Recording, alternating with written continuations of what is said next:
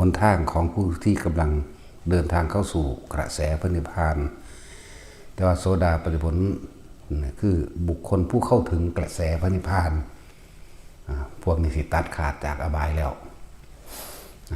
อย่างหน่อยสุว่าเป็นโกลังโกละโสดากับ3 ชาติสัตตุกตะปรมะโสดา7 ชาติเอกอภิชี1 ชาติหมายถึงกลับขึ้นมาเกิดที่โลกมนุษย์นี้อีกไม่เกิน1 ชาติไม่เกิน3 ชาติไม่เกิน7 ชาติแต่ว่าบ่ตกอบายภูมิพวกนี้บ่เป็นเปรตบ่เป็นเดรัจฉานบ่เป็นสัตว์นรกมีมนุษย์และเทวดาเป็นทางไปเท่านั้นใน7 ชาติสัตตุกตะปรมะโสดานี่คือโสดาปัตติผลส่วนโสดาบันไอโสดาปฏิมักบ่ท่านนี่แม่นโสดาบันโสดาปฏิมักคลายความเชื่อถือคลายความนับถือหรือกระทำตามพวกผีสางนางไม้เทวดาบ่เชื่อเลือกงามยามดีบ่เชื่อเลือกดวงเดือนดาวบ่เชื่อสิ่งศักดิ์สิทธิ์คือบ่ถือเอาบ่มีความเชื่อแม้แต่นิดหนึ่งว่าสิมีสิ่งศักดิ์สิทธิ์บันดาลว่าสิมีหมู่เทพพรหมเทวดาพระพรหมพระเจ้ามาดลบันดาลพญานาคพญาครุฑนาคครุฑคนท่านสุบรรณต่างๆบ่มีความเชื่อเรียกว่านี่บ่มีความเชื่อเลยแต่ว่าคนประเภทนี้ศีลก็บ่ทันได้บริสุทธิ์ดอกเข้าใจบ่นี่โสดาปฏิมักลักมั่งก็มีอยู่โกหกมั่งก็มีอยู่ฆ่ามั่งก็มีอยู่ผิดศีลทุกข้อแหละก็มีอยู่ก็ยังมีอยู่จักบ่ล่ะแต่ว่าหังระลึกนึกถึงถือเอาเฉพาะพระพุทธคือความรู้ทั้งหลายทั้งปวงเรียกว่าพระพุทธพุทธะแปลว่ารู้ตามความเป็นจริงพระธรรมก็คือเอาความจริงเป็นไงพวกนี้บ่มีความเชื่อน่ะนะมีแต่ความจริงพระสงฆ์ก็ถือเอาองค์ใดองค์หนึ่งที่เคารพนับถือพุทธธรรมสงฆ์เป็นที่พึ่งอื่นของข้าพเจ้าไม่มีแต่ว่าอาจจะผิดศีลอยู่เป็นบางข้ออันนี้นะนั่นแหละเรียกว่าโสดาปฏิมักพวกนี้แล้วก็มีความฟังธรรมอยู่ฟังมั่งไม่ฟังมั่งบุญก็เฮ็ดบาปก็เฮ็ดอยู่พวกนี้เรียกว่าโสดาปฏิมักบ่ท่านได้แม่นโสดาปฏิผลหรือโสดาบันบ่ท่านได้ถึงในจังหวะให้ทุกคนเชื่อมั่นและมั่นใจในคุณของพระพุทธเจ้า คุณขององค์ความรู้ทั้งหลายที่เพิ่นนำมาแสดงผู้รู้เรียกว่าคุณของพระพุทธเจ้าคุณของพระธรรมก็คือว่าเฮ็ดหยังก็แล้วแต่เฮานี่เฮ็ดตามความเป็นจริงเฮาบ่ได้เฮ็ดตามความเชื่อเฮาบ่สนใจเรื่องสาบานเฮาบ่สนใจเรื่องบวงสรวงเฮาบ่สนใจเรื่องขอจากสิ่งศักดิ์สิทธิ์นะเฮาบ่สนใจเรื่องวันเกิดเฮาบ่สนใจเรื่องเลขมงคลตื่นข่าวต่างๆนี่แหละเรียกว่าโสดาปฏิมักอยู่ผิดก็บ่ผิดทั้งหลายผิดทั้งเบิดสุอันปานนั้นดอกก็ผิดผู้ละเล็กผู้ละน้อยผู้ละข้อ2 ข้อเข้าใจบ่ล่ะนั่นเรียกว่าโสดาปฏิมักยังไม่ใช่โสดาปฏิผลเข้าสู่ขั้นแห่งโสดาบันนั่นแหละจังว่าพวกเข้านั่นน่ะพวกยักษ์เหมวตาสาราคิตาติหรือยักษ์กุมพันธ์ทั้งหลายแหล่นี่ในสมัยที่เป็นมนุษย์ด้วยนะเขาบ่ได้สนใจเรื่องเลิกงามยามดีเทวดาอินพรหมเขาบ่สนใจหม่องนี้เด้เขาบ่มีความเชื่อแนวหมู่นี้เด้บ่ได้เชื่อวันเกิดบ่ได้เชื่ออีหยังเด้บ่ได้เชื่อหมอดูมาเดาอีหยังเด้พวกนี้บุญก็เฮ็ดบาปก็เฮ็ดนะกินเหล้าก็กินจักบ่ล่ะกินเหล้าเขาก็กินเด้อขาซักเขาก็ขาอยู่จังซี่นะนั่นแหละพวกยักษ์นี่อยู่ในพวกสัญจาตุงนี่นะหลังจากตายแล้วเขาบ่คิดถึงอย่างอื่นมาซอยเขาเด้เขาเวลาก่อนเขาสิตายก็คิดถึงแต่พุทธสงฆ์นั่นแหละเขาก็ไปสวรรค์ยังต่ำสัญจาตุงนี่ยังต่ำเด้บางที่ฟุกแน่นึกถึงพุทธเจ้าไปดาวดึงไปเลยก็มีจังซี่นะนั่นแหละจังว่าพวกเข้าสวดอยู่นี่แหมพวกเข้าสวดไอ้ มหาสมัยสูตรนี่แหมสิจื้อได้บ่ในหลอกในบัตรที่ว่าเยเกกิพุทธังสรณังคตาเสนี่นาเตขมิตสันติอปายะปูมิงปหายะมานุสังเทหังเทวกายังปริปูเรศสันตตินั่นนะบุคคลทั้งหลายเหล่าใดถึงแล้วถือเอาแล้วซึ่งพระพุทธพระธรรมพระสงฆ์ว่าเป็นที่พึ่งที่ระลึกบุคคลทั้งหลายเหล่านั้นเมื่อแตกกายทำลายขันแล้วย่อมเข้าสู่มนุษย์และเทวดาเท่านั้นเป็นผู้ห่างไกลแล้วจากอบายภูมิอปายะปูมิงปหายะมานุสังเทหังเทวกายังนี่นั่นแล้วบางพวกเขา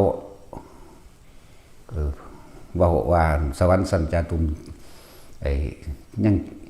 ดีกองฟอนล่ำนึงยังกินเหล้าเมายาหัวเด้ มันก็มีแต่บอกว่าแมนเด้อก็จริงบ่แมนมันเป็นนั่นสื่อเขาบอกการเล่นสื่อ นั่นไม่ใช่ว่าปาณิธาถ้าสิว่าถึงพระโสดาบันบ่โสดาผลบ่ยกตัวอย่างเช่นพระเจ้าพิมพิสารในสมัยการที่ศาสนาพระท่านแพร่หลายปันใดแต่ว่าก็แพร่แล้วล่ะห่างๆอยู่ในช่วงต้นอยู่ในเมืองหนึ่งชื่อว่าเมืองปัญจารนครมีกษัตริย์องค์หนึ่งเป็นผู้มีฤทธิ์มากอยู่ก็สิเป็นล่องของพระเจ้ามหาจักรพรรดินั่นแหละล่องจักรพรรดิเพราะว่าถ้าจักรพรรดิสิบ่มีจิตใจแบบนั้นนะเป็นเกือบสิแม่นจักรพรรดิทางบ่แม่นนะที่ว่าเจ้าพญาชมพู่ปฐีเปนะชมพู่ปฐีเปที่เฮาเป็นหยังคือมีพระทรงจักรพรรดิขึ้นมาก็ว่าพระพุทธเจ้าเฮาเพิ่นปราบพระเจ้าจักรพรรดิคือก็สิว่าปราบพระเจ้าจักรพรรดิก็บ่แม่นผู้นี้สิเป็นร่องพระเจ้าจักรพรรดิอยู่แต่ว่าพุทธเจ้าเฮานี่แปลงกายให้เป็นพระเจ้าจักรพรรดิปราบผู้นั้นน้อยกว่าจักรพรรดิเพราะว่าสมบัติของจักรพรรดิมันบ่ครบเลยบ่เอิ้นว่าจักรพรรดิเต็มโตบางที่ก็เอิ้นว่าจักรพรรดิมั่งแน่ซื่อๆนี่ล่ะแต่ว่าจริงๆมันบ่แม่นจักรพรรดิแท้ต้องมีสมบัติ7อย่างขุนพลแก้วนางแก้วทั้ง4หมายถึงโลกมนุษย์อุตรกุรุตปุเพวิเทหะมั่งอมรโคยานทวีปมั่งนี่นางแก้ว4มาจากทุกเมืองลูกแก้ว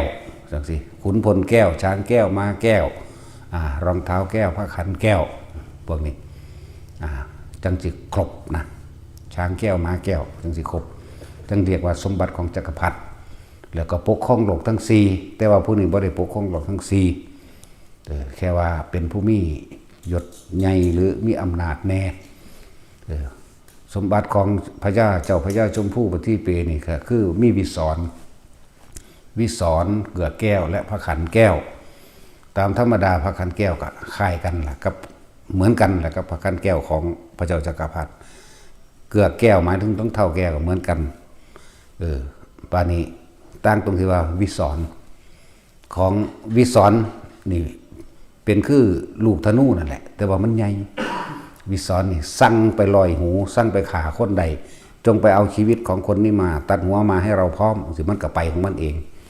เสียงเวลาวิศรไปดุดดังว่าฟ้าร้องฟ้าผ่าเสียงกำปนาดไปเลยบึ้มบั่มบึ้มบั่มไปล้วนนั่นนะนี่แค่เป็นสมบัติของร่องขึ้นน้องๆจักรพรรดิหลายคุมอยู่หรอกว่าน้องๆก็เลยนั่นแหละแต่ว่าพระพุทธเจ้าห้องแปลงกายให้เป็นพระเจ้าจักรพรรดินะปราบพระเจ้าชมพู่ปฐีเปถึงจะว่าเปรียบเทียบไอ้ของ พระเจ้าชมพู่ปฐีเปเนี่ยพกพระขันไปพระขันแก้วใส่รองเท้าแก้วเหาะไปตามอากาศลอยไปเบื้องเมืองนั้นเมืองนี้เห็นนั่นเห็นนี่ไปเห็นปราสาทราชวังของพระเจ้าพิมพิสารโอ้ปราสาทไผคือมางามแท้อิจฉาเขาอยากบ่ล่ะก็เลยใส่รองเท้าแก้วกระทืบตามธรรมดากระทืบแล้วปราสาทมันต้องพังกระทืบแต่ว่าปราสาทมันบ่พังแถมซ้ำตัวเองยังบาดเจ็บอีก ตีนออกเลือดเลิกเกิดความโมโหกับเขาอีกเหาะไปสู่ยอดปราสาท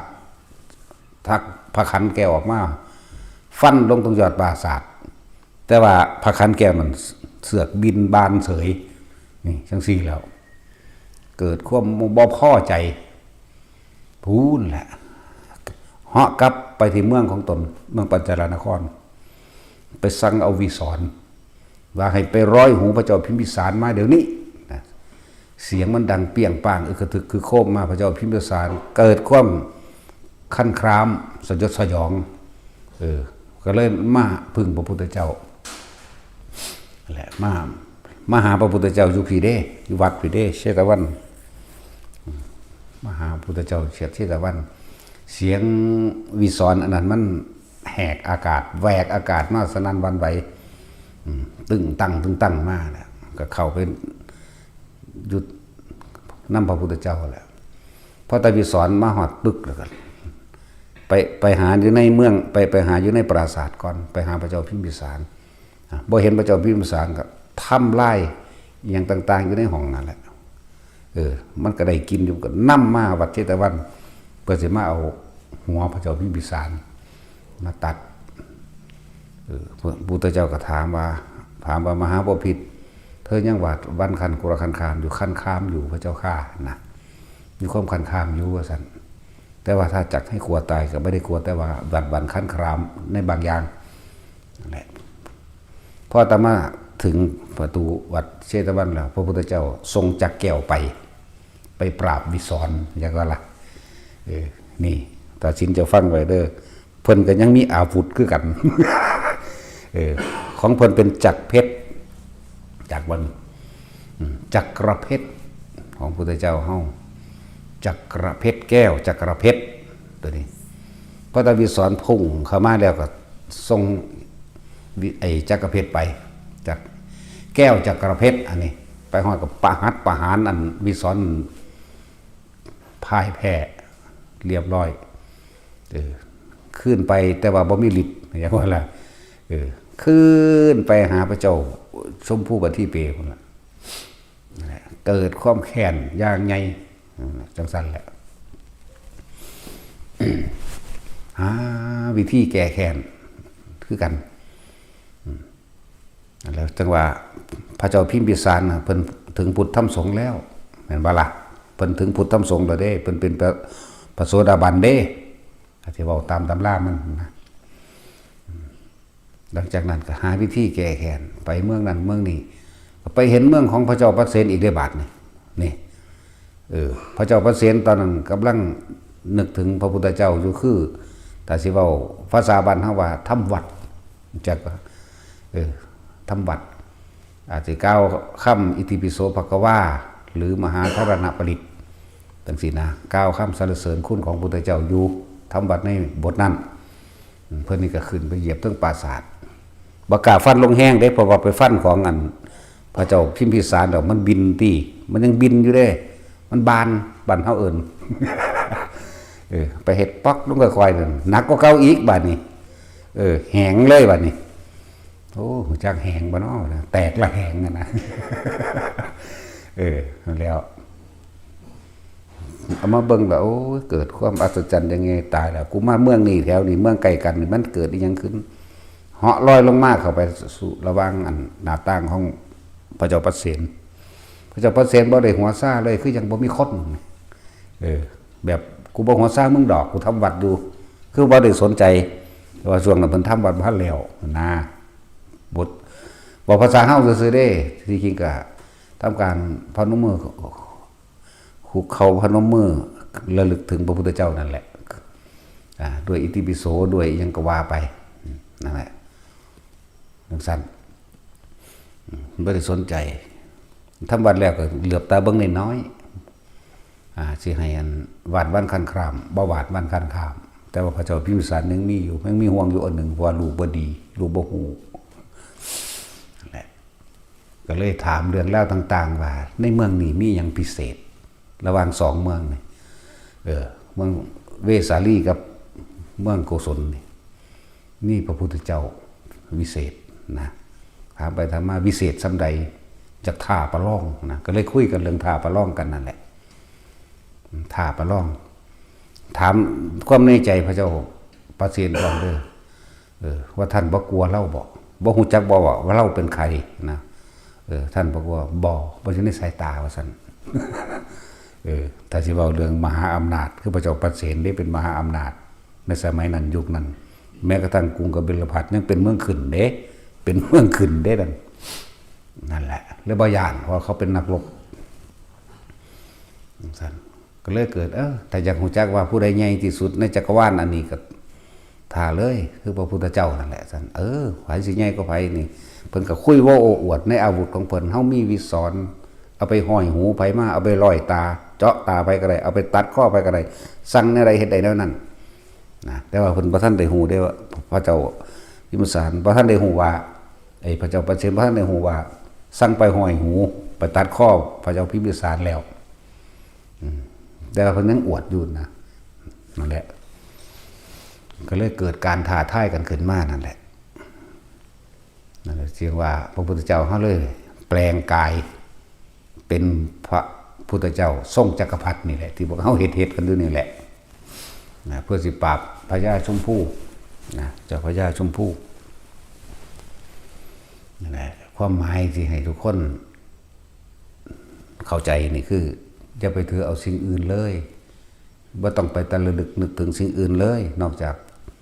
พระพุทธเจ้าคือองค์แห่งความรู้ทั้งหลายพระธรรมคือความจริงของชีวิตพวกเขาจะประสบเองบ่มีความเสื่อพระสงฆ์เป็นผู้สืบธรรมะสอนธรรมะรับใส่ธรรมะทรงต่อธรรมะเลื่อนพุทธธรรมสงฆ์เป็นที่พึ่งจะไปห่วงอย่างอื่นนะขนาดว่าท่านผิดศีลอยู่มันยังไปสอนได้ไหมเห็นปะล่ะคือพวกยักษ์ทั้งหลายยักษ์คือทำบุญมันก็ใจหายได้เถื่อก็ดีเรามันก็กินได้แต่ก็ไปเป็นเทวดาอยู่เพราะว่าอย่างบัดสิตายมันนึกถึงพระพุทธพระธรรมพระสงฆ์ขอเจ้ากูโคตมะจงมาเป็นที่พึ่งแห่งกูด้วยเถิดเด้ทำไมตะกี้บ่ได้บอกเฮาสิเข้าใจว่าบ่ม่วนเด้เนาะกูมึงก็คักเด้ตะกี้ก็เลยทิฏฐะให้มาเป็นเจ้ากูนับถือมึงเด้สมัยตะกี้ว่าของสันอีหลีเด้แต่ซุมื้อก็ยังมีหลงเหลือมานี่น้อยอยู่เนาะคือหลวงปู่คูณเว้านั่นแหละเพิ่นทางบ่เว้ากับพระพุทธเจ้าแบบนั้นพูดถึงว่าสมัยนั้นเมื่อพอปู่เฮาก็กูมึงก็คักนี่แหล้วพอก็พระก็เลยกูมึงเลยเด้มันก็เลยผู้ดีดแล้วผู้ดีดพูนแหละบรรดานั่นแหละนั่นว่าที่เว้ามานี่ให้ทุกคนน่ะพยายามยกตัวอย่างในความมั่นใจในความโล่งใจปร่งใจกับพระพุทธเจ้าแล้วคำแปลของคำว่าพระพุทธเจ้าเขาก็จากแปลให้เกิดความเข้าใจง่ายๆว่าองค์ความรู้ที่เพิ่นนำออกมาแสดงพระธรรมคือความจริงชีวิตเฮาใส่ตามความเป็นจริง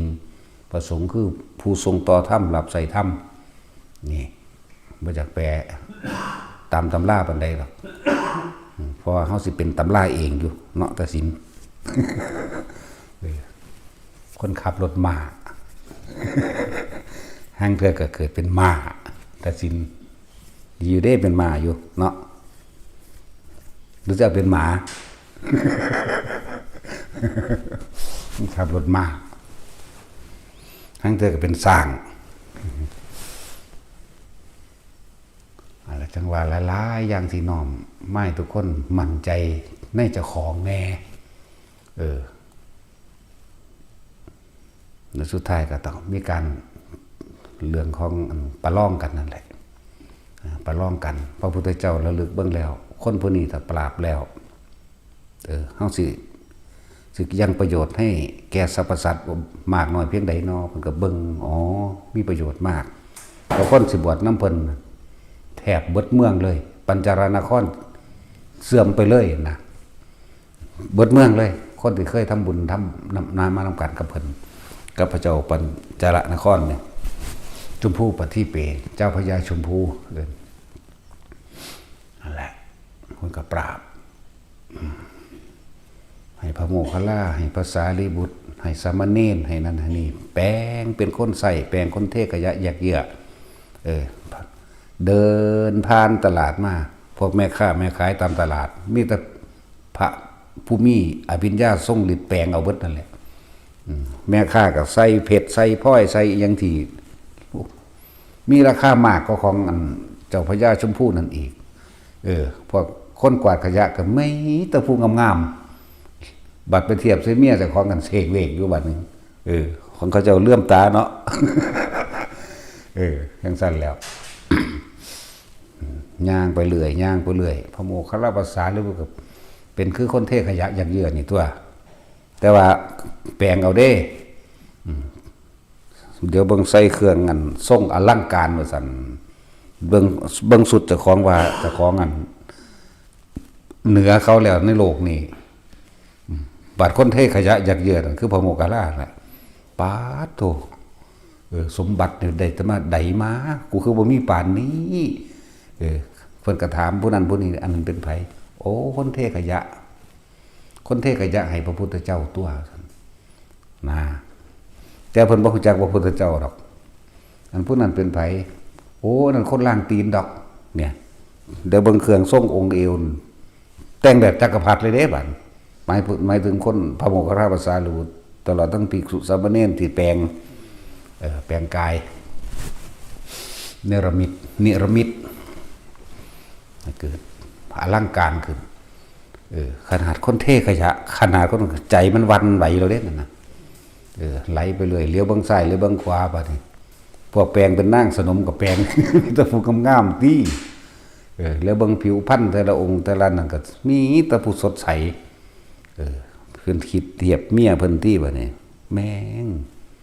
เมียกูปานยักษ์ขมูขีว่าเด้มึงสั่นแล้วบัดนี้ย่างไปส้นแข่งพระพุทธเจ้าจักว่าเพิ่นเฮ็ดตัวใหญ่เด้สั่นเพิ่นเฮ็ดองค์ใหญ่ขึ้นเป็นส้นขนขาเพิ่นพอดีขนขานั่นใหญ่กว่าต้นตาลใหญ่เพิ่นเด้สิได้พระพุทธเจ้าพวกเจ้าอยู่ไส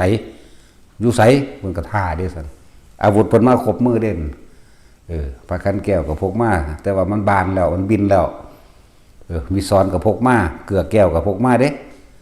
รองเท้าแก้วก็พกมาใส่มาเราอยู่นี่สันเลี้ยวหาก็บ่เห็นตั้งแต่ขนเพิ่นบังไว้ขนแข็งเพิ่นนั่นน่ะบังไว้อยู่นั่นน่ะเฮ็ดตั้งแต่ก็บ่เห็นจนว่าเพิ่นย่อลงมาจักหน่อยจึงเห็นได้อ๋อนี่บอกพระพุทธเจ้าหัวใจหักวาบทันทีเลยเด้ก็เลยว่าเธอมีฤทธิ์เพียงใดจงแสดงเถิดว่าซั่นเพิ่นพยายามสิหอขึ้นอยากว่าเพิ่นมีเกลือแก้วหอบ่ได้อีกเมื่อเหาะบ่ได้แล้วสักประกันแก้วออกมาประกันแก้วเสือกกันมันของมันบินมันบานอยู่แล้วเนาะแบบมันล่าวไหมสักออกมาเขาแตกปัวออกเลยจังซี่แม่เบิดส่วนวิศรก็เบิดฤทธิ์แล้วสู่บ่ได้แล้ววิศรญาณนั้นจักแก้วแล้วจักก็ล่ะของพุทธเจ้ามีจักแก้วเด้นั่นแหละบริแมนวิศรแต่ว่าเป็นจักคืออันซีกุมารนั่นแหละหานกาตีคาถาจักสังนั่นแหละเป็นจักแบบนี้นะเพิ่นเอาจักหมุนให้เบิ่งซื่อๆอ่อนเบิดสั่นแล้วแสดงฤทธิ์ก็บ่ได้เฮ็ดหยังก็บ่ได้หยังก็บ่ได้จำเป็นต้องยอมตัวบัดให้เฮ็ดจังได๋ก็เฮ็ดบ่ได้บอกสั่งลูกน้องเอาธนูขึ้นมามันก็หายออกจากมือเอาหยังขึ้นมามันหายเบิดสู่บ่ได้ติพุทธเจ้าได้ย่อองค์ลงมาแต่ว่าแต่งทรงเป็นจักรพรรดิเครื่องทรงอลังการเลยล่ะบาดถ้าของเพิ่นปานว่าฝ่ายอันได้ผู้แขนแต่ของพุทธเจ้าเฮาเป็นประกายจนแสบตาเด้เหลียวเบิ่งก็บ่ได้แสบตาปะนะแหละให้แสดงฤทธิ์จะเฮ็ดหยังบ่ได้เฮ็ดหยังบ่ได้จักเลยยอมเธอคิดว่าเธอใหญ่แล้วนี่เธอคิดว่าเธอเก่งเธอคิดว่าเธอมีความสามารถเธอคิดว่าเธอมีอิทธิพลทั้งปวงแล้วอย่าคิดว่าบุคคลอื่นที่จะเหนือกว่าเธอนั้นไม่มีอย่าคิดว่าไม่มีนะนั่นแล้วเธอคิดว่าเธอเป็นผู้มีฤทธิ์มีเดชฤทธิ์เดชมันหายไปไหนมันก็ย่อมตัวนั้นของเฮ็ดบ่ได้หรอกนั่นแหละ เพิ่นก็เลยว่าสิ่งใดสิ่งหนึ่งเกิดขึ้นเป็นธรรมดาสิ่งนั้นก็แตกดับเป็นธรรมดาบ่มีอีหยังกีรังยั่งยืนเธอจงอย่าพลาดกุศลเถิดสิ่งที่มีค่าประเสริฐและสูงสุดที่สุดคือธรรมคือความจริง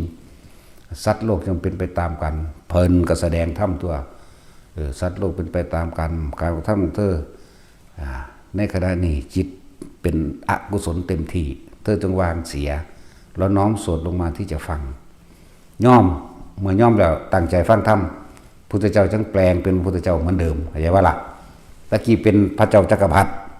บัดนี้จึงแปลงตัวเองเป็นปกติแบบพระพุทธเจ้าห่มผ้าเหลืองเหมือนเดิมเพิ่นก็แสดงอริยสัจสี่หลังจากฟังแล้วก็บรรลุอรหันต์เลยเด้เบิดกับเสนาทั้งหลายเป็นหมื่นนั่นล่ะ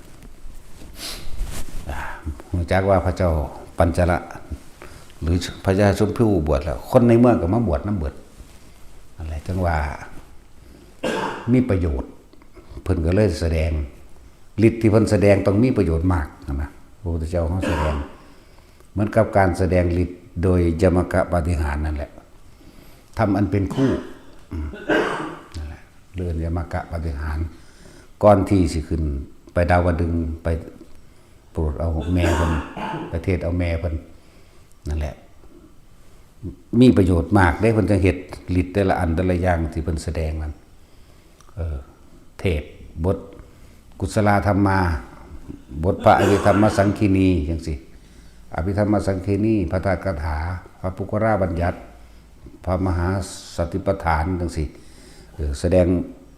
5 วันพวกนี้บรรลุอรหันต์เท่านี้โสดาสกิทาคาอนาคาเท่านี้แสดงนี่7 วันแสดงนี่13 วันจึงจบแสดงนี่12 วันจึงจบจังซี่รวมกันแล้วก็คือ3 เดือนเฮา90 มื้อเฮาตัวทะลวงเวลาของเขานั่น3 นาที 36 วินาทีบัดนี้ผู้สิบรรลุอรหันต์นั่นประมาณก็บ่ได้อนาคาก็ประมาณบ่ได้โสดาสกิทาคาประมาณบ่ได้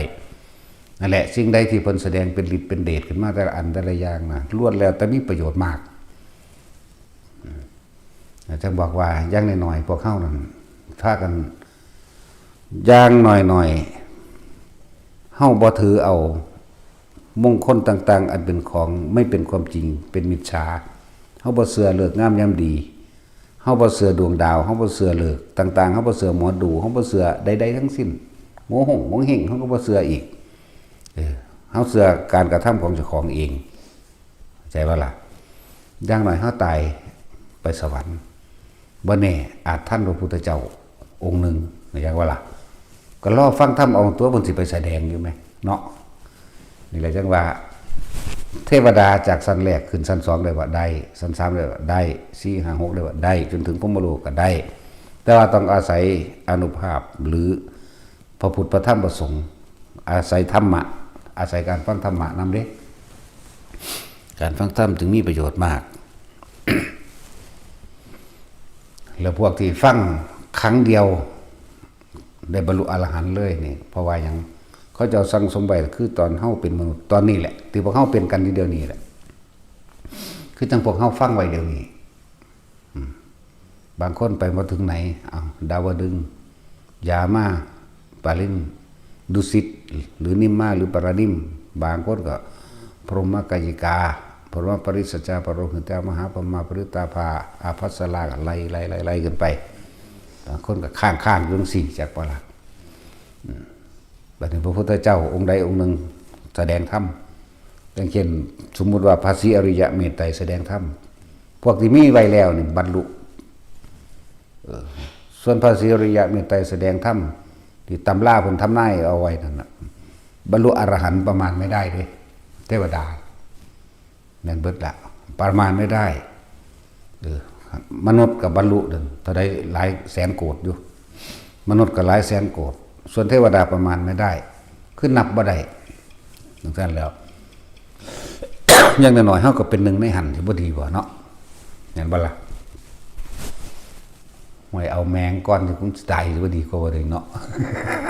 เห็นบ่เสร็จแล้วมีโอกาสทุกคนที่ได้เดี๋ยวนี้ก็ดี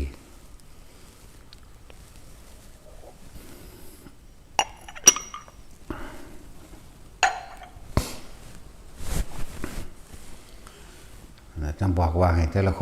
นพวกเจ้าละความเห็นผิดทั้งเบิดออกเสียละความเชื่อในการว่าพญานาคโดนบันดาลให้โชคให้ลาภในความเชื่อผีตานี่ให้โลกให้โชคลาภในความเชื่อเจ้าพ่อเจ้าแม่นั่นนี่ในการบวงสรวง ในการสวดขอร้องอ้อนวอนในการขอต่างๆสารพัด ให้พากันเลิกทิมความเห็นนั่นซะถือเอาแล้วนี่เฉพาะพุทธธรรมสงฆ์ อย่างหน่อยเฮาก็ไปเทวดาและมนุษย์เท่านั้น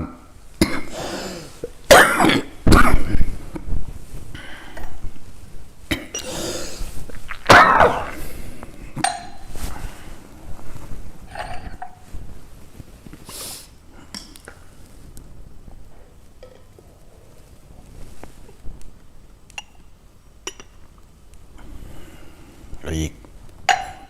น้ำก็บ่ฮ้อนดอกต้มนึงได้ต้มมันเย็นเนาะ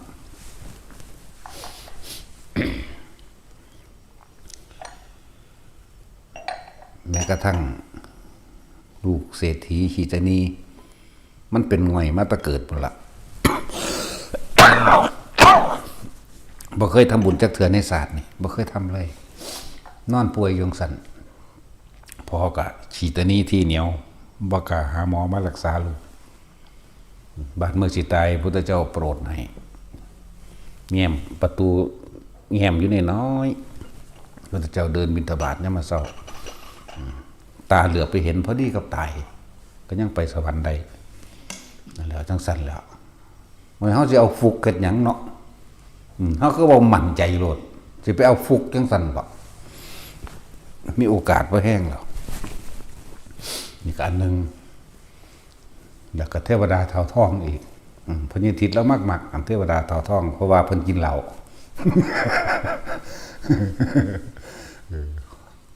พญาทิตแล้วมักเหล้าแล้วกินเหล้าขนาดมันตู้กินบางหันตู้ที่นี่ด่าขาดเบิดบัดมันเมาเหล้าตี้คุณเด้สมัยพระพุทธเจ้าพระพุทธกัสสปะมันเด้บ่ได้เว้าตอนนี้พอดีเวลาเขาจะเข้าไปสู่ถวายทานเขาเศร้าแห่ที่เขาบ่ได้ไม่แห่ในวัดเด้ผู้วุ่นเขาแห่อยู่ในบ้านต้นเงินต้นทองอ้อยเทียนต้นฝ่ายยังต่างๆก็แล้วแต่ บัดพอตะหันหน้าเข้าวัดปุ๊บนี่เขาสิว่างลงเด้พวกกองพวกคองพวกยังต่างๆบ่แม่นรถแห่คือซุมื้อนี้เด้ เทวดาเฒ่าทองมันก็เป็นคนที่เล้าที่แหลกที่เทวดาหามแหงมาตั้งใดบักหานี่เนาะจิโกงมูบ่เฮ็ดบุญท่านยังน้ำเขาดอกอาศัยเวลาเขาเป็นการเป็นงานแต่ไปหาตูดกินเฮือนนั่นตูดกินเฮือนนี่แนวมันเบิดมวลที่เขาเศร้าแห่มันก็เมื่อเฮือนมันแล้วคุณเขาสั่งมันเขาไปอยู่ในบ้านหมู่ดอกมันไปอยู่ทง อยู่ทงหน้าเพิ่นอยู่ป่าเพิ่นมันก็ข้ามห้วยน้อยๆไปนึงพอดีหมู่พระสงฆ์องค์นึงพระสงฆ์อันหลายองค์ก็ดอกจากทางไปวัดของพระศาสดาบ่ตามันจำพระพุทธเจ้าได้อยู่ตาจำมันมีแต่ว่ามันนอกมันทั้งมีความรู้สึกอยู่ว่ามีผู้ถามว่าวัดพระพุทธเจ้าไปทางไหนมันก็เอาตีนสี่เอาตี้ตีนสี่เอาตีนสี่พุ่นละความหมายมันตอนนี้ก็มันใจขาดตายแต่ในความจำของมันจำพระพุทธเจ้าได้จากว่าได้ไปสวรรค์สันดาวบ่ดึงพุ่นเฮ้ยบ่เฮ็ดอีหยังจักอันจักอย่างแถมซ้ำมีนางฟ้าเป็นบริวารอีกโอ้ยบักห่าเอ้ยมึงสร้างกาเอาเขาเถอะเนาะ มีนางฟ้าอีกเด้อมีวิมานใหญ่แบบตะไดโยดดอกนั่นแหละมีนางฟ้าเป็นบริวารอีกอันนี้พระโมคคัลลาเพิ่นขึ้นไปสวรรค์เพิ่นไปตรวจสวรรค์ไปเบิ่งหาถามเด่นบางหันบางนี้ไปเห็นอันวิมานของเทวดาเต่าทองก็เลยลงไปถามว่าเทพบุตรสมบัติเรานี่ท่านได้มาด้วยบุญอันใดหนอท่านมันจักอายเด้มันหันข้างให้เอียงข้างบุญเอียงข้างพี่มันบ่จักเว้านำ เพราะว่ามันบ่เฮ็ดบุญอีหยัง มันบ่เคยมันบ่ให้ทาน มันบ่รักษาศีลพร้อมบ่ซอยไผมันหาตูดกินอย่างเดียวจนส่งขาดเบิดนั่นแหละด้วยอำนาจของพระผู้เพิ่นทรงฤทธิ์เราถามท่านอยู่ตัวนึงอยู่ที่บัดญาณได้บัดนี่ทำไมท่านถึงไม่ตอบที่บัดนี้โอ้ยขาน้อยบ่ได้เคยทำทานทำรักษาศีลอีหยังจักเทื่อดอกบ่ทำบุญทำทานหยังมึงมาได้สวรรค์วิมานนี่แนวใดหั่นตัวบัดโอ้ยสมัยการครั้งนั้นในศาสนาพระพุทธเจ้าพุทธกัสสปะผู้ขาเป็นคนฉีเหล้าเมายาเรียกงานการสร้างบ่เฮ็ดหยังอยู่นำบ้านใบเมืองเขาก็บ่ให้อยู่นำไปอยู่เถียงนาหน่อยอยู่สวนป่าหมดละนะเวลาเขาเป็นการเป็นงานก็มาขอกินน้ำเขามากินเหล้าเขาแห่ตามบ้านตามเมืองแล้วเรียบร้อยผู้ขามันเบิดมวนก็เลยต้องกลับนอนหน้ากินขัวหนูบ่บุนี่ครับผู้ขาพอดีไปนอกสลบอยู่ข้างแต่ห่วยน้อยอันนึงพอดีน้ำเครื่องแข็งนี่มันดอกซั่นแล้วพระสงฆ์กลุ่มนึงถามว่าวัดพระศาสดาอยู่ทางใดผู้ขานั่นร่างกายขยับบ่ได้แล้วเหลือตั้งแต่ตีนเท่านั้นก็เลยเอาตีนสิว่าอยู่พุ่นละอยู่พุ่นละพอดีกับผู้ขาหูมัวขึ้นมาก็มาอยู่จังสี่แล้วมาอยู่ในวิมานอันนี้แล้วบ้านั่งฝ่าตั้ง700โอ้ยบักหาเอ้ยมึงเห็นแม่มึงยังสั่นแล้วยังมีเสยเด้นั่นแล้วนั่นสิก็มีเด้อนี่พูดถึงว่าเฮาสิเอาฟุกเฮ็ดหยังมันฟุกเด้นั่นเห็นบ่ล่ะมันฟุกเด้นั่นมันไปพอดีตามันไปจำพระพุทธเจ้าไปเกิดสวรรค์ซื่อเหมือนกันกับลูกเศรษฐีคนป่วยนั่นก็เห็นพระพุทธเจ้าไปเกิดด้วยดาวดึงเหมือนกันนั่นก็เลยนี่แต่ว่าพวกเขาทิมซักอันความเชื่อว่ามีอันนั้นอันนี้โดนบันดาลให้นะทิมพญานาคนังคักแล้วมันสิวิ่งไปมีหามันนี่อย่างนี่ก็สิต้มกินแล้วเนาะแต่สินเท่าเอามาเฮ็ดน้ำหวดกระปุ่นเสยแล้วพวกเผาหย่อเขากินอีหลีเด้น้ำหวดกระปุ่น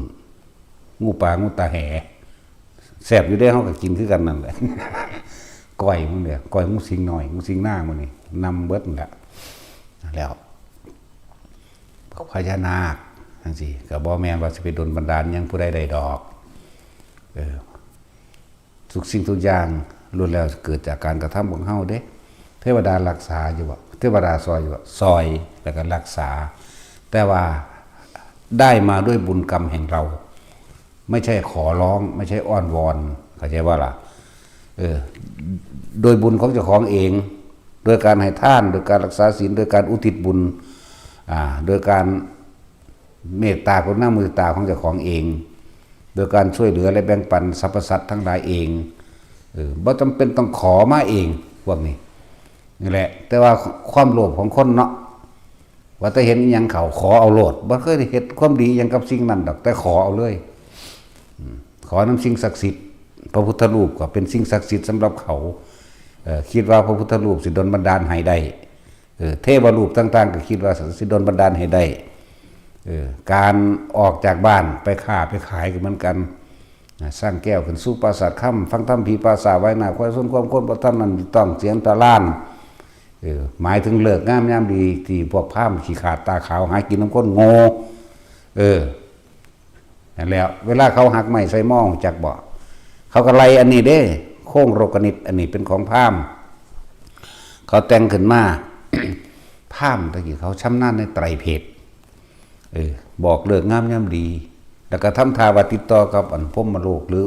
พระพรหมใดเขาเข้าใจว่าพระพรหมเป็นผู้สร้างแต่ก็ทำพิธีบวงสรวงต่างๆวิชาต่างๆอันเรานี่เอาไว้ถ้าหลอกกินคนซื่อเด้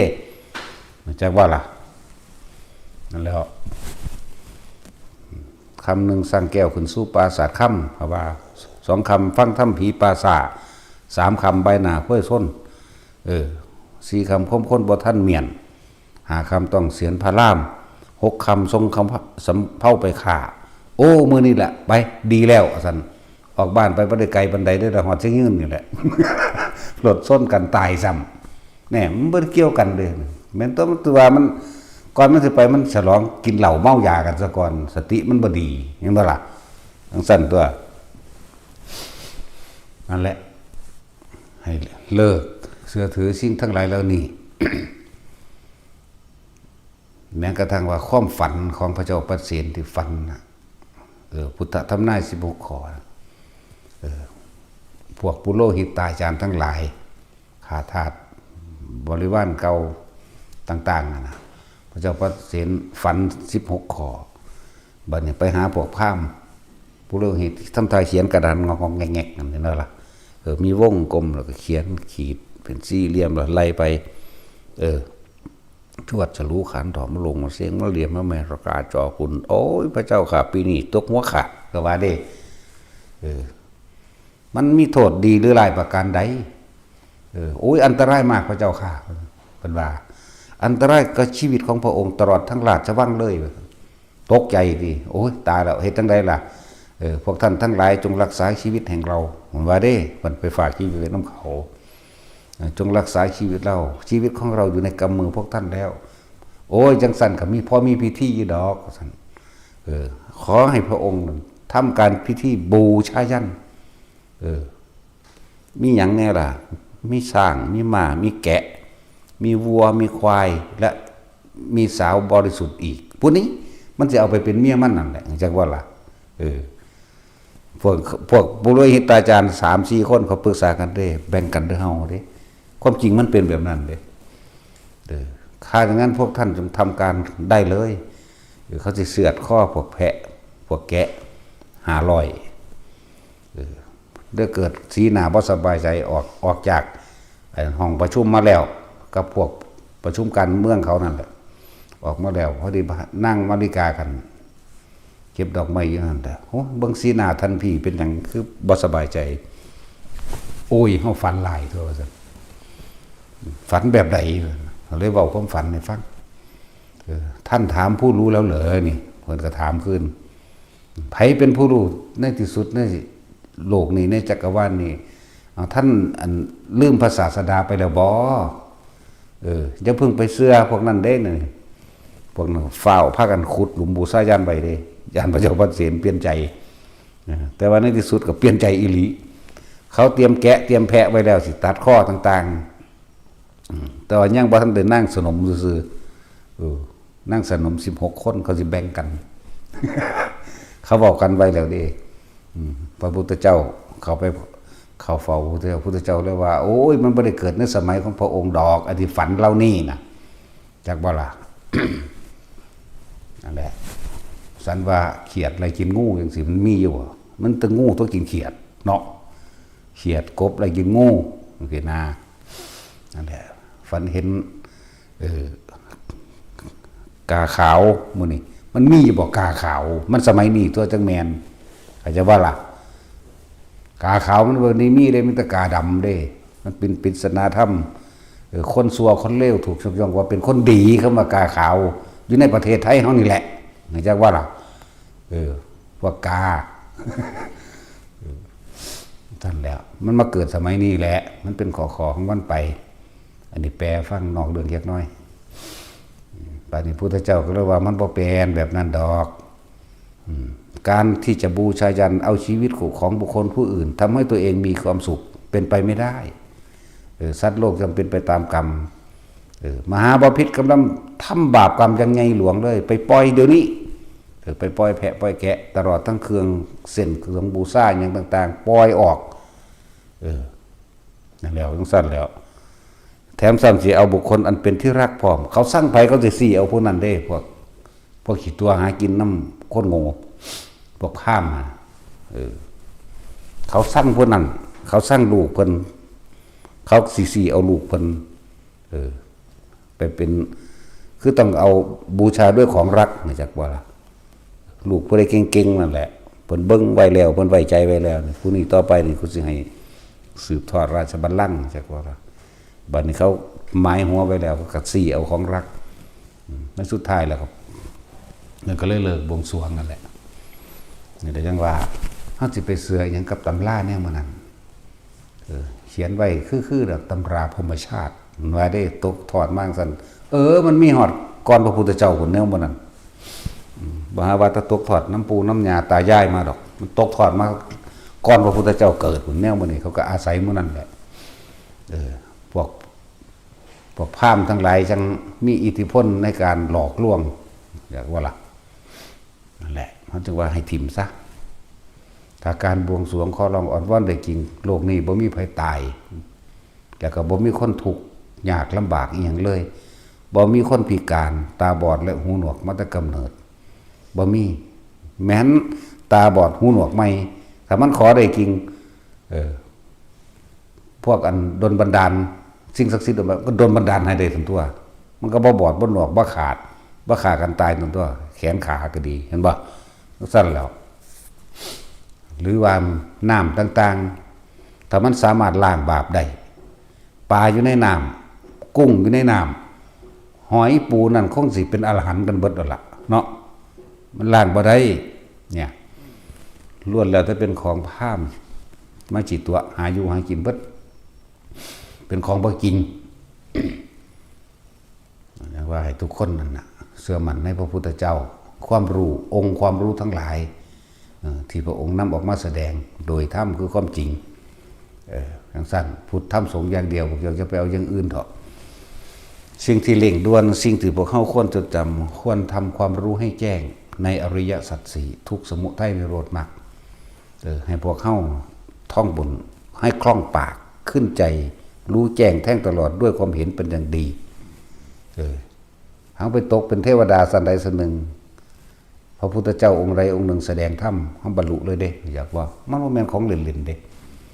เป็นของที่พึ่งได้จริงๆก็เอิ้นว่าพึ่งพระธรรมแหละคืออริยสัจสี่นี่ถ้าว่าเข้าใจกับธรรมจักรกับปปัตตนสูตรนั่นแหละท่องเอาบ่ท่องจนจบนั่นภูมิมานังเทวนังสัตตังสุตวาจาตุมหาราชิกาเทวสัตตมนุสาเวสุงบ่ท่องไปมหันก็ได้นิโรธธรรมมันติจบบางนิโรธก็ได้เอาตั้งแต่เอวเมสุตังเอกังสุยังพระกวาปารณสยังวิหรติสีปฏิมิขได้ท่องเอาตะพี่ไล่ลงไปกับนิโรธธรรมมันติจบอันตัวนั้นเขาเจ้ามาแต่งใส่ที่หลังดอกอันตัวภูมิมานั่งเทวนังสัทธังสุตวานั่นมันยาวโพดมันสิซับสนหนังสือเฮากับแปลให้อยู่แล้วเป็นหยังคือบ่พากันอ่านเอาแล้วทุกข์คือหยังสมุทัยคือหยังนิโรธคือหยังมรรคมีองค์8คือหยังตัวนี้บ่มั่นใจตัวได้ตัวนี้แล้วก็อ่านเอาในอนัตตลักษณสูตรว่าด้วยความว่างเปล่าความบ่มีตัวตนตัวเมื่อบอกใช้ตัวนี้อ่านเอาอีกในอธิตปริยายสูตรนะว่าด้วยสาเหตุของมันคือความร้อนไฟร้อนเพราะว่าอย่างร้อนเพราะว่าไฟคืออย่างไฟราคะไฟโทสะก็ไล่ไปนั่นแหละในอริยสัจสี่ปฏิจจสมุปบาทธรรมมันก็มีอยู่ในหันอยู่แล้วเรียกว่าถ้าเฮาท่องคล่องปากขึ้นใจรู้แจ้งแท่งตลอดโดยความเห็นเป็นอย่างดีในความแปรทั้งหลายแปรให้มันเข้ากับตนเองแปรมารู้แจ้งโลกแค่ก็ละแค่นี้แต่เขาก็ถือพุทธธรรมสงฆ์บ่บรรลุยังกระซังมื้ออื่นกูไปยิ่งหนูอยู่ไปตึกแหอยู่บางที่กูก็ลักหมกม่วงเข้ามาอยู่จังซี่แหมแต่ว่าฮอดเวลานอนกันนึกถึงพุทธธรรมสงฆ์กราบพระพุทธพระธรรมพระสงฆ์ระลึกถึงคุณมารดาบิดาน้ำแน่จังซี่ก็นอนไปสิคิดป่วงไปทั้งใดก็แล้วแต่เถอะมันนึงมีแนวสิซอยเหลืออยู่ทั้งในอย่างแค่ก็ล่ะตัวความคิดของเฮาบ่ไปหวังว่านั่นนี่สิมารักษาเฮาดอกหลายเรื่องอยู่เด็กน้อยขอทานมันยันผีว่าอย่างงี้ยักขโมดเป็นเปรตชนิดหนึ่งยักอันนั้นมันสิหากินของเน่าของเสียแต่ว่าขอทานนั่นมันก็ป่วยน้ำไข่น้ำเลี้ยงหนึ่งก็สิฮอดมือตายมันน้ำนั่นแหละนะนอนอยู่ในอันบ้านล่างเก่าๆนั่นแหละเพิ่นก็เห็นว่ามันเป็นเนื้อกินที่คิดว่ามันเป็นอาหารเดเมื่อไปจับขามันขาเย็นจอยมันก็ถีบซะที่เพราะมันก็ตกใจพอดีก็เห็น เห็นตัวยักษ์ตาแดงอันนั้นนะผีนั่นตาแดงอันนั้นแหละมันก็กล่าวคำขึ้นว่านะโมพุทธัสสะพอดีก็หัวใจว่ายตายซ้ำไปสวรรค์เด้เหมือนว่าล่ะดาวดึงบ่ได้มันบ่ได้หน่อยเด้อนั่นน่ะอันนี้ก็ฟุกอันนี้ก็ฟุกเด้อแต่เฮาบ่เอาฟุกเฮาบ่เอาแบบตกกระไดพ้อยโจรดอกเฮาฟาดมันเต็มที่เฮามั่นใจเฮาโลดนั่นแหละมันสิมีความผิดหยังอยู่กับสร้างแต่จะไปกังวลกับมันปล่อยคนเฮาสิบริสุทธิ์เลยทีเดียวก็ยากอยู่ดอกเพราะว่าอาชีพบางอย่างของบางอย่างก็เป็นไปโดยการสดใส่กรรมซึ่งกันและกันเด้แต่คือเฮาเฮ็ดหน้านี่เฮาคิดว่าเฮาบ่ฆ่าสัตว์บ่ตะกี้คนเฮ็ดหน้าไถหน้านี่บ่ตะกี้ล่ะไถหน้านี่เนาะ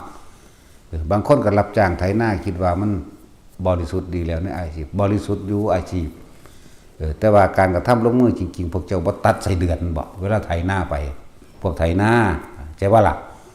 พวกเฮ็ดสวนมื้อนี้พวกเจ้าบ่ซับลงไปบ่พวกเจ้าบ่ซับหมดแดงบ่พวกเจ้าบ่ซับปวกบ่มักจกเสียมจอบต่างๆบ่ใส่ปวกตายบ่บางทีก็ฮอดฤดูมีใส่เดือนรับกรรมใส่เดือนพ้นจากนรกขึ้นมาเป็นตะกี้ตกนรกพักผ่อนแน่มาเป็นใส่เดือนจากถูกเสียมถูกบักจกถูกจอบถูกไถเขาแล้วตายจากใส่เดือนแล้วเป็นนรกใหม่เนี่ยจังซี่แม่นั่นแหละจังว่าของบางอย่างอาชีพบางอย่างการกระทำบางอย่างเป็นไปด้วยกรรมรับผลของกรรมนั่นแหละจังว่าบ่ต้องกังวลดอกหลังจากหมดภาระอาชีพการงานมันกับร่างกายมันก็ต้องพักผ่อนเป็นธรรมดามันนอนก็ไหว้พระสวดมนต์นั่นแหละเว้ยมันสิบ่ได้บ่นะโม3จบนี่แม่เนาะถ้าบ่ได้ก็สิบอกตัวนะโมนะโมนะโมนี่3จบแล้วพุทธังธัมมังสังฆังสรังคจามิจังซี่ก็สิบ่ได้บ่เนาะซ้ำนี่นึงแม่นั่นแล้วพวกอยู่เมืองนอกก็ทำความเคารพนอบน้อมพระเจ้าไว้ให้ดีนะมัตถุพุทธานังนะมัตถุโพธิยานะโมวิมุตตานังนะโมวิมุตติยานี่คือของเก่าเฮามาเสริมเอาเด้นะโมสัพพัญญุตญาณะของเก่าอีกอันนึงแต่ว่าเฮาตัดต่อเอาพุทธสังมังคลังโลเกเมตัญจะสัพพโรกัสสมิงมานะสัมภาวเยอปริมาณังนี่ก็ของเก่าเฮาเอามาต่อเอาพุทโธกัมมัฏฐโมกัมมัจจุติสัมพุทโธทองไว้ในเด้อพวกอยู่เมืองนอกเลยอยู่เมืองไทยก็ทองรถหน้าบ่หาตะนอกดอกเข้าใจว่าล่ะป้องกันอันตรายให้แก่ตนแน่อันนมัตถุพุทธนังมีมากกับพระพุทธเจ้าองค์ไหนๆแล้วจนว่าบ่ฮู้ว่าเกิดขึ้นตอนไหนสมัยใดล่ะเพราะเป็นการเคารพนอบน้อมพระพุทธเจ้านมัตถุพุทธนังขอความเคารพนอบน้อมของข้าพเจ้าจงถึงแด่พระผู้มีพระภาคเจ้าทุกพระองค์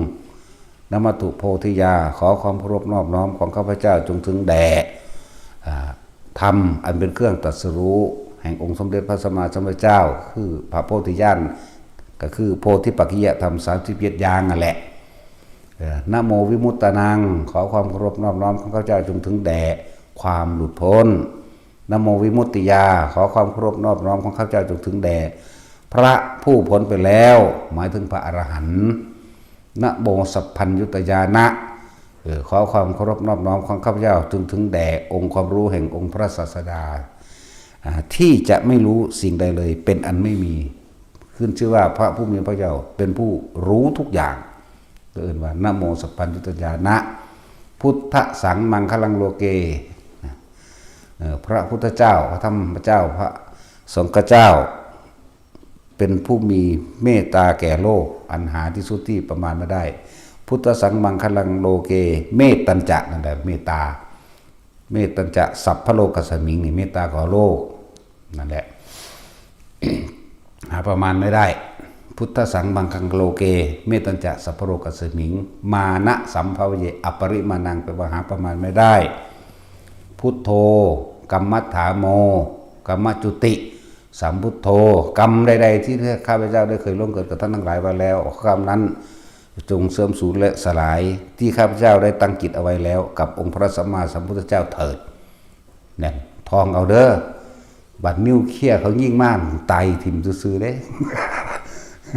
บ่ตายก็มีเด้อจะบอกให้นะ ตัวนี้เป็นของเก่าแต่ว่าเขาจับต่อเอาเด้อ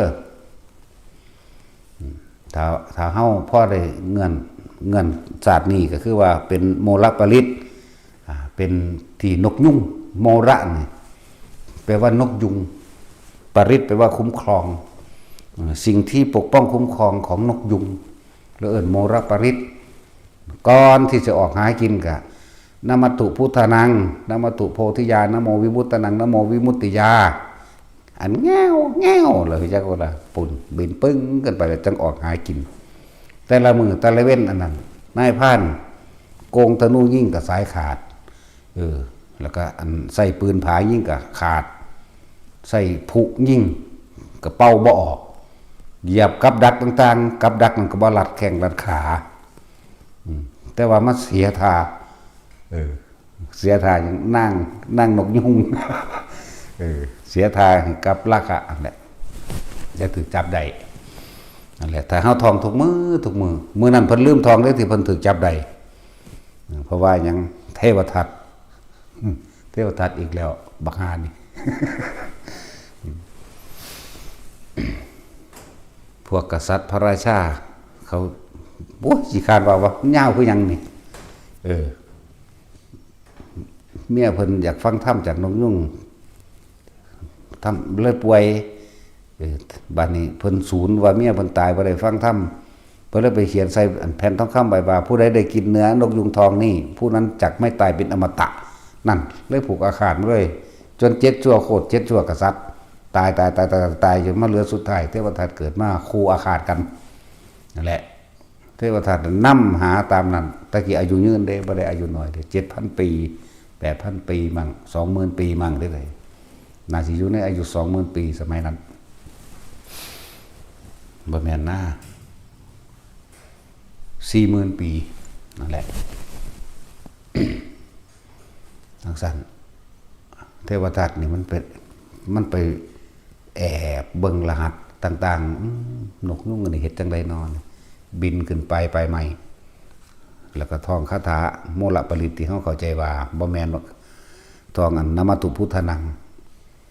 เอากับดักไปห่างเอาแหวไปห่างเอาหยังไปห่างก็บ่ติดบ่ลันบ่หลุดบ่ได้มาคิดเบิ่งกลางคืนมาก่อนที่สิขึ้นนอนก่อนที่สินอนก็เหมือนกันก็บินขึ้นไปที่สูงหันหน้าก่อนสินอนหันหน้าไปทางทิศเหนือแล้วแง่วแหละแต่ตอนเช้าหันหน้าไปทางทิศตะวันออกกับนมัตถุพุทธานังนี่แหละชื่อเอาในได้ล่ะรหัสมันนี่ชื่อรู้จักบ่ล่ะนี่ฟังไว้ในไปยังเนาะโอ้ยมีสมองว่าแต่บ่บอกอีหลีบ่เข้าใจอีหลีได้คนนี่เนาะนั่นแหละหลังจากนั้นเพิ่นไปฟังว่าตามธรรมดาแล้วผู้ชายย่อมแพ้ผู้หญิงเนาะเพิ่นก็เลยไปหาหลักเอาลูกนกยุงตัวแม่มาหัดให้มันฟ้อนหัดให้มันล่ำนะจนว่าคล่องแคล่วอย่างดีแล้วเพิ่นก็เดินทางไปแล้วเพิ่นก็ก่อนถึงเวลาตีห้านี่เพิ่นสิถึงเวลาตีห้านกยุงตัวนี้สิบินขึ้นที่สูงแล้วก็ทำความนอบน้อมพระพุทธเจ้าอยากว่าแต่ว่าเพิ่นนี่สัตว์เอาตะตีซี่เลยดักอยากว่าเอานางนกยุงนี่นกยุงนางนี่ก็นางวิมพานแหละมันเป็นผู้อื่นดอกนกยุงผู้นี้เอาไปล่ำที่ล่ำเพิ่นลืมทองคาถานมัตถุที่บาทนี่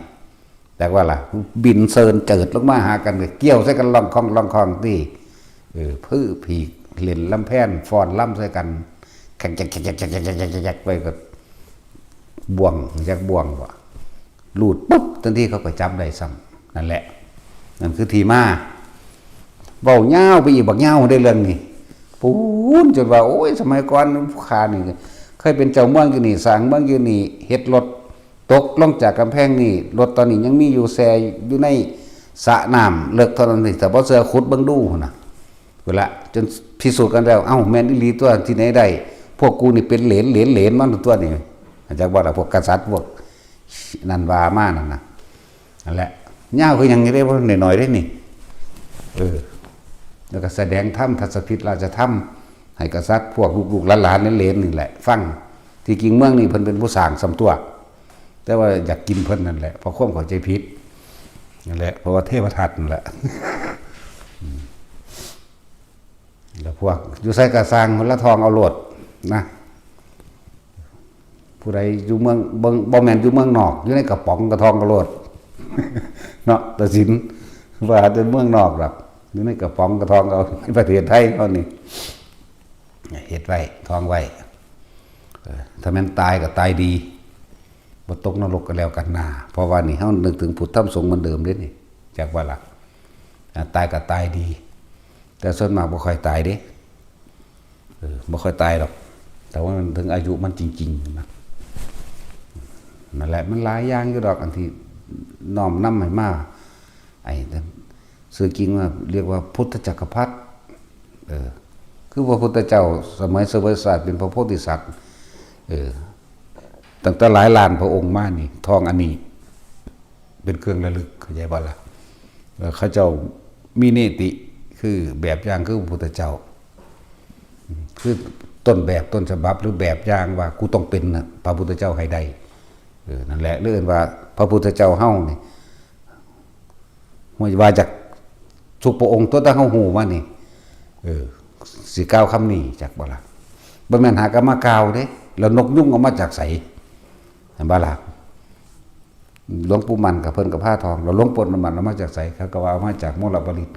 แล้วนกยุงตัวนี้เอามาจากไสซั่นแม่นบ่ล่ะคือบ่คนขึ้นไปอีกอ้าวตะกี้เอามาจากไสตอนไม้นั้นเป็นกษัตริย์ก่อนที่มาเกิดเป็นนกยุงเป็นกษัตริย์ก่อนเป็นกษัตริย์มาจากไสเป็นเทวดาก่อนเป็นเทวดามาจากไสไล่ได้มาจากพระพุทธเจ้าองค์นั้นองค์นั้นองค์นั้นองค์นั้นองค์นั้นนะเป็นสั้นเด้ล่ะนี่เด้เฮาสืบต้นส้นปลายเด้เฮาบ่แม่นสิมาเถียงเอาซ้ำนี่ดอกว่าบ่แม่นมาเถียงโอ้ยคาถามลปริตคาถาหลวงปู่มั่นจังซี่เพิ่นกะทองระลึกนึกถึงเหมือนกันหลวงปู่มั่นก็เป็นพระโพธิสัตว์เก่าคือกันนั่นแหละนะหางบ่ทันได้รับพุทธธรรมนายเพิ่นล่าได้เพิ่นหาก็เริ่มต้นใหม่ๆนิดนึงขนาดใหม่ๆเด้เนาะตัดสินเก่งบ่ขนาดใหม่ๆเด้เนาะนั่นแหละหลายแต่สิเว้าความยาวไล่ไปโอ้ยเยอะแยะนะผู้ใดพอใจกับทองผู้ใดบ่พอใจกับสร้างว่ามันกูเนาะตัดสินเจ้าทองจีปิเซคิเอาเด้อเจ้ามันต้องเห็นผีตาแดงผีตาแดงระวังเด้อเพิ่นคิดอย่างแกกความคิดเพิ่นไปจีปิเซคิพอโวใส่ตำหน้ากันพอดีจังสิแม่นหยังแล้วเนาะมันมีผู้พากันเห็นจักคนหรือยังแต่นี่ให้ไปโดนเราได้นี่พากันมีสมองมีหยังจักน้อยบ่ดนี่ก็จังว่าอันแต่จิตมันร่วมแล้วมันสิเห็นผีพวกนี้แต่ว่าผีละย่านโดดได้พวกนี้แต่ว่าเห็นเทวดาอยากเห็นอยู่ว่าผีมันจะมาปรากฏอยู่ใสมีแต่เทวดาแปลงไปอินแปลงเบิ่งส่วนตัวแปลงให้พวกเจ้าย่านก็เลยอันอื่นมันบ่มีดอกถ้าว่าผีมันเป็นแปลว่าคนตายป่าช้าผีดิบที่พระพุทธเจ้าเทศน์ในสมัยคำตะกี้หมายถึงคนตายแล้วเราพวกเข้าใจว่าเป็นพวกจิตวิญญาณว่าเป็นผีอู้นะมันว่าเป็นแบบด้านดอกเจ้ามีบุญพ่อสิได้เห็นเขาบ่เดินนี่เนาะเจ้าทำความสงบจิตสงบใจให้มันได้มันต้องเห็นเจ้าก็ท่องไปเรื่อยๆขณะว่างจิตเดียวว่างนิดหน่อยมันก็เห็นเองดอก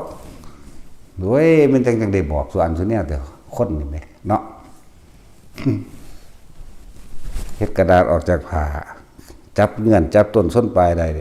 เฮ็ดสิ่งของต่างๆออกได้เข้าได้ออกได้เข้าได้เฮ็ดเจ้าของออกได้เข้าได้หรือยังเฮ็ดเจ้าของออกได้เข้าได้หรือยังกับห้องกำแพงต่างๆมันถึงว่าเอาตัวเองไปอยู่หม้องใดก็ได้แต่ไปได้ต้องมาได้เด้ถ้าไปฟาดผู้สาวมันมาบ่ได้เด้มันบ่ว่างจิตมันว่างบ่ได้บางหันเนาะเป็นว่าตัดสินไปได้มาได้ข่อยก็บ่เงินเด้ข่อยให้มันขี่รถมาส่งเอานั่นแล้ว โอ้ยกูมาบ่ได้แล้วล่ะซะกูบ่ว่างว่ะ กูเฮ็ดบ่ได้ให้มันมาส่งเนาะรับปากกันไว้แล้วเด้ มึงมาส่งกูเด้แต่กูมาบ่ได้ว่ะนั่นแหละสอนให้เบิดทุกอันตัวเนี้ยคนทางบ่มันเล่นก็ยังไว้เฮ็ดเล่นๆเฮ็ดเป็นไปเฮ็ดเล่นมาเล่นไปมันเผลอได้ก็มีเด้เฮ็ดดูเขามันสิจับต้นส้นปลายจับเงินมันได้เองดอกช่องล่างก็ระวังหายใจเข้ากับหายใจออกมันจักบ่นี่หายใจเข้าไปกับหายใจออกน้อยๆแทบสิบ่มีเลยนี่แม่มีแต่จักออกได้จังได๋ฟุกบ่อย่างอยู่นะมันนิดหน่อยนึงเด้แล้วนี่มันว่างจนว่าคิดนำบ่ได้พุ่นล่ะมันเป็นดอกคืบแขนขาสูกศอกพวกนี้มันเป็นของดีต่อไปหมู่พวกอันนี้ภิกษุสงฆ์ทั้งหลายสิได้ใช้ก็แล้วกันหน้าสิเป็นประโยชน์ต่อไปในภายภาคหน้าแต่ยังบวชอยู่นั่นน่ะจะเอาอีหยังเป็นเครื่องสอนจะเอาอีหยังเป็นกุศโลบายน้อมนำธรรมะเนาะบัดนี้เฮาเฮ็ดซ้ำนี้บ่ได้ดอกมันสิสอนไปได้ไกลปานนั้นแบบมันก็ไปบ่ได้ตัวบัดนี้สอนอภิญญาให้เลยเด้นี่สิไปฝึกอีหยังยากพวกจากฝึกกสงกสินนั่นน่ะเฮาบ่ให้ฝึกเลยเฮาเอายอดเอาอาการปิติอันเกิดจากกำลังฌานมาเลยเด้นี่มาแปลงใส่ได้นี่จากบัดนี้ตะกี้เฮาฝึกโอ้ยไปนั่งอยู่ในป่าบ่มีผู้ใดไปเอาดินมาใส่ไว้เอาน้ำแต่ก็ได้กสินน้ำก่อนหมู่โดยบ่ได้ฝึกแต่มันฝึก มันเป็นของมันเอาเองแต่ตอนนั้นจับจุดมันบ่ได้ซื่อๆเด้จับจุดบ่ได้ก็เลยไปตัดกระดาษสีเขียวไว้คืบนึงกับ2ข้อมือนี่คืบนี่ฝาบาทรูดซุมื้อนี่ฝาบาทกับ2ข้อมือของไผของมันเด้อถ้าผู้ใดสิไปฝึกก็เลยตัดสีขาวถ้าเป็นกสิณสีขาวก็ดีสักหินสีเขียวนี่รกสิณก็ตัดสีเขียวถ้ากสิณไฟก็เฮ็ดไฟเป็นทานกะกะขึ้นมานะตะกี้เฮาก็จับบ่ได้เฮ็ดไปเฮ็ดมาอ้าวมันแค่ว่างแบบนี้ว่างแบบนี้เปลี่ยนภาพซื่อๆนะเปลี่ยนตัวนึกซื่อๆนะเปลี่ยนตัวอุคหานิมิตซื่อๆนะแต่มาจับได้อุ้ยเฮ็ดไปตั้งนานจังมาจับมันได้เด้นั่นจังจับต้นชนปลายมันได้โอ้ยหามเอ้ยกูคือโง่มาตั้งหลายปีเด้บ่ได้น้อยเด้ออันนี้เฮาดึงอาการปิติของตัวนั้นดึงอาการปิติของตัวนี้มาใส่จากบ่ล่ะบางที่ก็ใส่นี่แล้วลัดเอาพวกเจ้าร่วมนิดหน่อยความคิดบ่ออกอยู่ในความว่างจนว่ามันเร็วเกินจนบ่สามารถสิบอกได้เทียบบ่ได้นะพวกเจ้าอยากเห็นตาไกลๆพวกเจ้าก็เล่นจิปิเสขิไปซะก่อนตัวเนาะแต่สินมันก็เห็นเจ้าอยากเห็นของลับเขาบ่ มันบ่ได้ยากเด้เท่าๆเขาไปเบิ่งแล้วก็ว่ามันงอกหมดแล้วเรียนหน่อยเอาว่ากันสิหน่อยสอนนั่นละเจ้าแอบเบิ่งของเขาว่าเดี๋ยวนี้กลุ่มอยู่ห่างบ่เห็นเนาะอีหลีเด้อบ่ได้ตรวจ อาจารย์ว่ารับตาก็เห็นแล้วบื้นตาก็เห็นแล้วมันคือบ่เห็นว่า เอาถามมึงเด้อถ้าว่าบ่แม่นนั่นแล้วรับตาเบิ่งก็ใส่แต่จินตนาการมาเบิ่งของจริง แล้วว่าสิพญาค่อนสิลามกผู้เดียวก็บ่แม่นเด้พญาเล็กพญาน้อยนี่ก็ลามกคือกันเด้รับตาเบิ่งก็บ่เห็นกูคือทองกูคือบ่เห็น อยากเห็นมันสิเห็นบ่ถ้าอยากมันสิทองบ่เนาะโอ้ยจังแนวใดเห็นบ่บ่ให้อยากจังเห็นเนาะนั่นแล้วมีตลาดให้เบิดบ่ว่าสิเป็นสมาธิรักษาโรคบ่ว่าสิเป็นดึงอาการพิธีต่างๆไม่ใส่พวกเจ้าเห็นเล่นไปเห็นเล่นมาพวกเจ้าสิจับจุดได้ดอกหูฟังอยู่ต่างประเทศมันก็ได้ฟังแม้กระทั่งเสียงสัตว์ต่างๆมันคุยกันก็ยังได้เด้ว่างเฮ็ดไปเถอะนามันสิจับจุดมันได้ดอกนาของพวกเล่นอยู่จังสี่อย่างน้อยไปพรหมโลก แล้วก็ต่อจากพรหมโลกก็มันเกิดความเบื่อหน่ายฟังธรรมทีเดียวบรรลุเลยก็มี แต่ว่าให้รู้ไว้ว่าต้องได้ตอนเป็นมนุษย์เด้อเขาต้องสั่งสมเอาไว้เป็นว่าสุตตะมยปัญญาปัญญาเกิดจากการได้ยินได้ฟังตามความเป็นจริงเด้จึงสิเป็นสุตตะมยปัญญาได้เมื่อสุตตะมยปัญญากับจิตตะมยปัญญาภาวนามยปัญญาหรือทิฏฐุปตะนั่นแหละทำความเห็นให้ตรงพร้อมจากบ่ลืมไปละแต่บ่ได้เบาโดนละบาลีก็เลยทิฏฐิปตะทำความเห็นให้ตรงหรือทิฏฐุยังละลืมละทิฏฐุชุกรรมทำความเห็นให้ตรงความเห็นให้ตรงคือตรงจากกับที่เพิ่นเบาอยู่นี่แหละคือแสดงธรรมหรือทำความเห็นให้ตรงที่เฮาอ่านในอริยสัจสี่ในธรรมจักรและในหลายๆอย่างที่เฮาอ่านพวกเจ้าเคยอ่านคำแปลของบทพระปริตต่างๆเคยอ่านเคยแปลอยู่บ่นั่นนี่เข้าใจบ่ล่ะบ่แม่นว่าอุ้ยนี่คาถากันงูเด้วิรูปะเคหิเมเมตังกับฟังแน่ข้าพเจ้าขอความเป็นมิตรกับหมู่เราตระกูลพญางูชื่อว่าวิรูปะเขขอหมู่เราพญางูจงมีเมตตากับข้าพเจ้าจะจงมีเมตตาซึ่งกันและกันเถิดหิเมเมตังเมตังเอราปะเทหิเมสัพพยาปุเตหิเมเมตังเมตังกันหาโคตมะเกหิยปัตตะเกหิเมเมตังเมตังทิปัตตะเกหิเมมังกปัตตะโกหิงสีอ่านบังแน่เด้อหรือบทกรณียมัตตกุสเลนะจันตังสันตังปัตตะกพิสมิจักสกุชุจักสกุชุมันนี่อ่านบังแน่คำแปลมันแล้วก็พวกเจ้าทำความเห็นให้มันตรงได้บ่นั่นแหละเฮ็ดความเห็นให้มันตรงบ่แม่นความเห็นให้มันบ่ตรงมันผิดบ่แม่นดอกบ่เชื่อหรือส่วนมากมีแต่ผู้ไปสอนกันคาถากันผีคาถากันงูแม่นว่าล่ะเพิ่นบ่เคยว่ากันเพิ่นบ่เคยไล่อีกไล่ผีดีนักแลเห็นบ่ตีผีดีนักแลเขาว่าเด้โอ้ยพวกไปสอนกันจังซั่นแต่ผีมันก็บ่เคยเห็นอยู่มันสิไปตีว่าทางใดมันเข้าใจความจริงผิดซ้ำตัวผีนี่พุทธเจ้าถือว่าซากศพป่าช้าผีดิบเข้าใจว่าล่ะซากศพอะไรผีในความหมายของเพิ่นนั่นน่ะบัดนี้ผีในความหมายของเขามันบ่ตรงกับเพิ่นที่เขาเข้าใจว่าเป็นวิญญาณลอยอูมาหุ่นน่ะเข้าใจว่าสั่นมันบ่แม่นความเห็นตรงเด้อแล้วก็เลยอย่างอธิสมานกายบางสิก็คือกายทิพย์เป็นสิก็คือกับแม่นเรียกว่าล่ะหรือพวกที่โอปาติกะอุบัติขึ้นเลยเปรตสัตว์นรกเทวดามื้อนี้พวกโอปาติกะจังซี่ก็เว้าได้มันต้องตรงนะนั่นแหละเฮ็ดเด่นไปเบ้อส่วนอันรถปัญญางบอกแนวใดก็บ่แม่นเรื่องข้อขาดบาดตายตัวเนาะมันว่าแขนขาดขาขาดออกเด้อกันซ้ำบอกเฮ็ดแนวหมดนี้เข้าใจว่าเราพญาน้อยเจ้าต้องบ่อยากเห็นเจ้าจังสิเห็นเด้บ่ต้องไปรับตาก็ได้กี่ปีเสขินั่นน่ะเจ้ากระทองดูเข้าเจ้าก็เห็นดอกทั้งส่วนตัวฝึกเอาเทคนิคสมาทาน